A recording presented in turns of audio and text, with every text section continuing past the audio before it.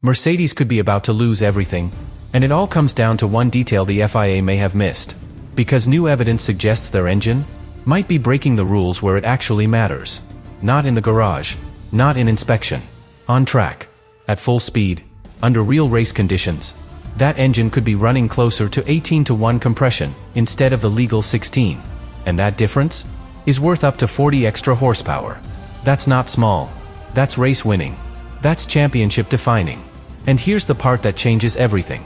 The FIA is no longer just aware of it. They are investigating it again.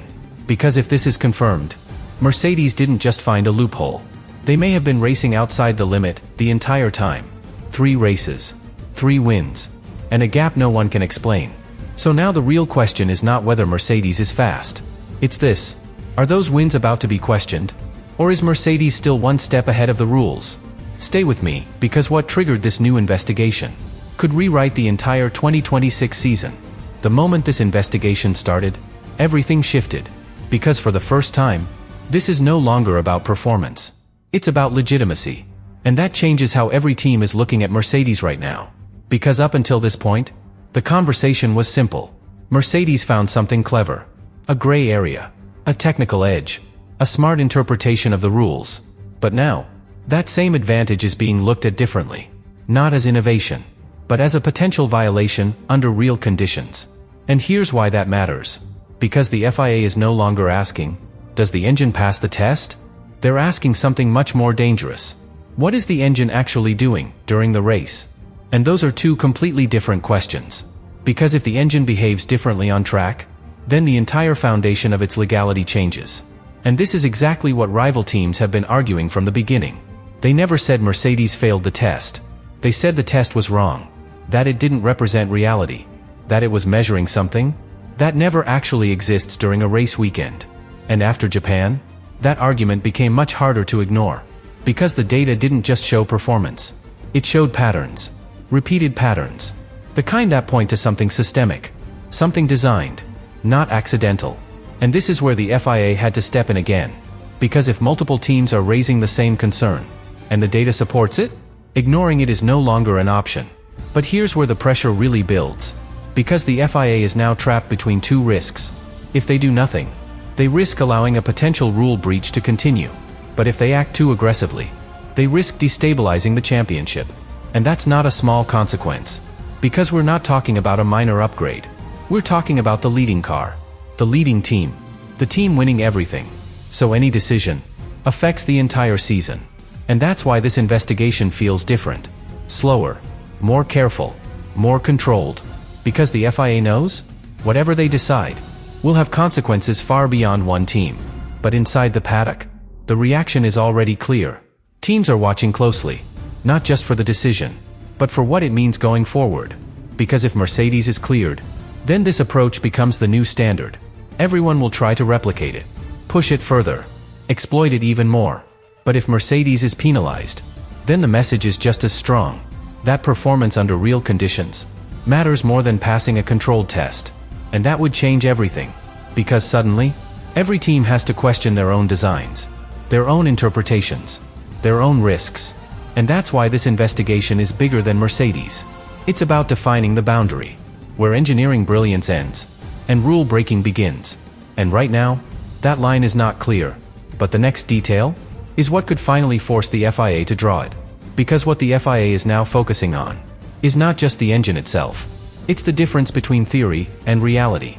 And that difference might be where everything breaks. Until now, Mercedes has always had one strong defense. The engine passes every official test, every inspection, every measurement, every verification. On paper, it is legal. But the FIA is starting to realize something uncomfortable. Paper doesn't win races. Reality does. And in reality, the engine behaves differently. Because when you move from the garage to the track, everything changes. Temperature rises. Pressure increases. Materials expand. And that's where the numbers start to shift. That's where 16 becomes something else. And this is exactly what the FIA is now trying to measure properly. Not in controlled conditions. Not in ideal scenarios. But in real operating environments. Hot. Under stress. Exactly where performance matters. Because if the engine crosses the limit there, even slightly, then the entire argument collapses. And here's why this is so critical. Because the regulation doesn't say, be legal during inspection. It says, be legal at all times. And that phrase is now under the microscope. Because rival teams believe they finally have enough data to show that Mercedes exceeds that limit when it counts. Not always, not constantly, but in key moments. Moments that define lap time. Moments that define races. And if that is proven, then this is no longer a gray area. It becomes black and white. But here's where the tension reaches its peak. Because proving that is incredibly difficult. You're not just measuring a static value. You're measuring a dynamic system. One that changes every second, every lap, every condition. And Mercedes knows that. They know how complex it is. They know how hard it is to isolate. And that's why they remain confident. Because as long as doubt exists, they are safe. But that confidence is exactly what's making other teams push even harder. Because they believe the answer is already there. Hidden in the data.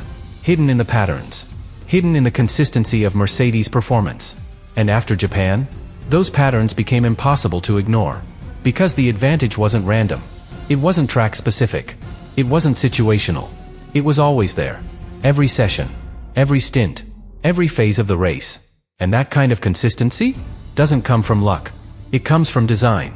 And that's what the FIA is now trying to understand. Not just what Mercedes built, but how it behaves. Because if they can prove behavior, they can define legality.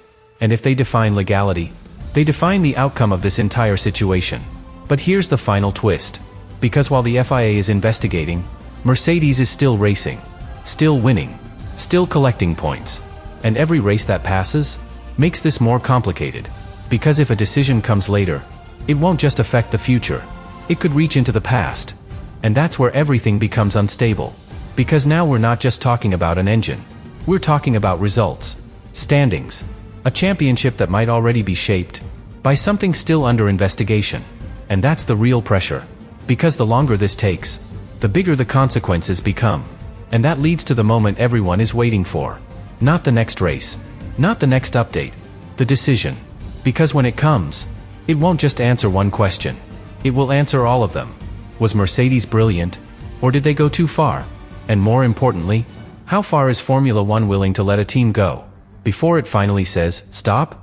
And now, we reach the point where everything becomes irreversible. Because once the FIA makes a decision, there is no going back. No quiet adjustment. No hidden correction. No second interpretation.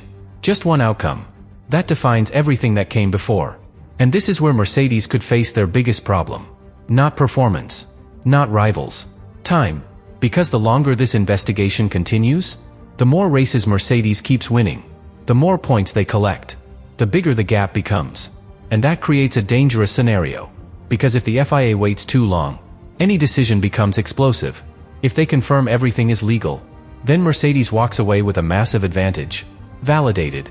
Untouchable. But if they decide the engine is illegal under real conditions, then the consequences don't stay in the present. They go backwards. Into results that already happened. Into races already decided. Into points that already shaped the championship. And that's where the real tension is. Because Formula One doesn't just fear unfair performance. It fears instability. It fears rewriting results. It fears opening a situation where every team starts questioning everything. And that's why this decision is so complex. Because it's not just about being right. It's about what happens after you're right. And Mercedes knows it. That's why they are calm. That's why they are confident. Because they understand something very important.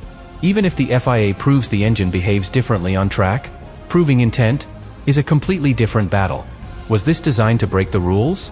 Or designed to exploit how the rules are measured? That difference is everything. Because one leads to penalties. The other leads to regulation changes. And that's the line Mercedes is walking right now. Perfectly. But here's the final layer. The one that makes this entire situation even more uncomfortable. Because while the FIA is investigating, other teams are already adapting. Already trying to replicate parts of the concept. Already pushing their own designs closer to that same edge. Because in Formula One, if something works, it spreads. Fast. And that means one thing. Even before the FIA decides, the grid is already moving in that direction. Following the same philosophy. Chasing the same gain. And that creates a scenario the sport has seen before, where one innovation forces everyone else to change. whether it's legal or not. Because if it's allowed, you must copy it. And if it's banned, you must understand it anyway. And that's why this moment matters so much. Because this is not just about stopping Mercedes. It's about defining the future of the regulation itself. What is allowed? What is measured? What is considered fair? And what is simply too much? And now everything comes down to one final question. When the FIA finally closes this investigation, will they draw a clear line? Or will they prove that in Formula One, that line was never as clear as everyone believed?